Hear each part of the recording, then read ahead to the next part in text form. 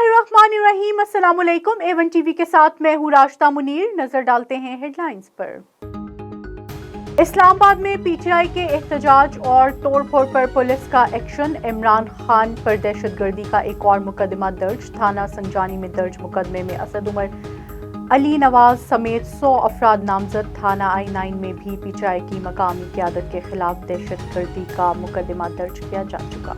Khyber Pakhtunkhwa assembly में इमरान खान की हिमायत में करारदाद मंजूर। अपोजिशन अरकान के शोर शराबे स्पीकर के डेस्क का घेराव कर लिया।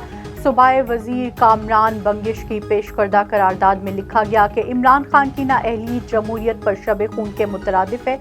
इलेक्शन कमीशन को इख्तियार ही नहीं कि वो किसी को नाअहल करार दे। चेयरमैन पीटीआई इमरान खान ने इलेक्शन कमीशन का फैसला इस्लामाबाद हाई कोर्ट में चैलेंज कर दिया। तोशाखाना केस में नाअहली के खिलाफ दरख्वास्त पर आज ही समाअत की इस्तदा मुस्तरद। इस्लामाबाद हाई कोर्ट ने केस 24 अक्टूबर को समाअत के लिए मुकर्रर कर दिया।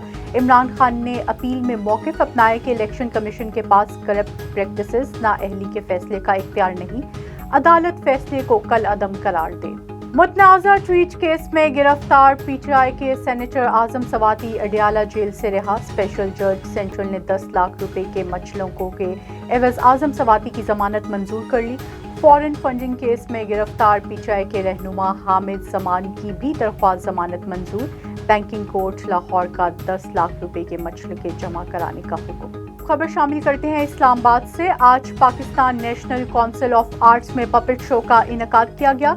इस तकरीब में बच्चों और बड़ों के लिए फोक डांसेस, कहानियां और स्किट्स पेश किए गए। इस तकरीब में बच्चों और बड़ों सब ने मिलकर खूब एंजॉय किया।